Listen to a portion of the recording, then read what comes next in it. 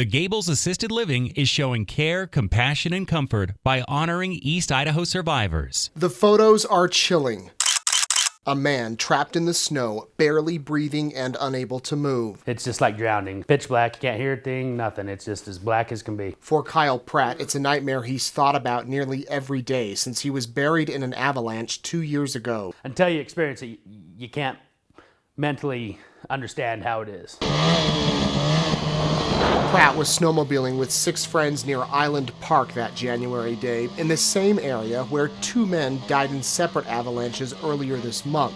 As Pratt stopped near some trees, he looked and saw a mountain of snow barreling toward him. It just blew over and filled up the canyon when I was in the bottom. So I didn't travel in the avalanche, I just got covered. Pratt's friends were fine. They rushed over to him and frantically began digging as the 32-year-old at the time blacked out. Until you're in an avalanche, you don't believe that it flows like water and sets up like concrete, because that's all truth.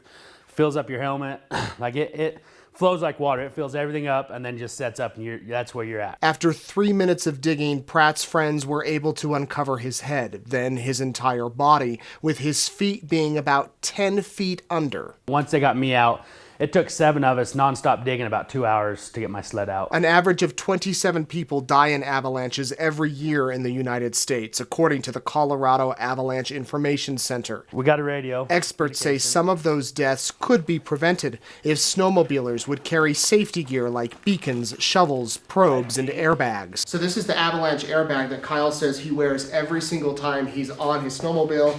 This is how it works. Once the airbag is inflated, it gives several inches of space for a person to breathe. It's buy the gear or die. Bo Stoddard is Pratt's friend and has been snowmobiling for several years. He says safety is nothing to mess around with. If you don't want to spend the money and do what it takes to be in the backcountry and enjoy what we do, then find a different hobby. Ironically, this wasn't Pratt's first near-death experience. In 2012, as he was recording this video, he nearly fell off a 1,500-foot cliff on his snowmobile.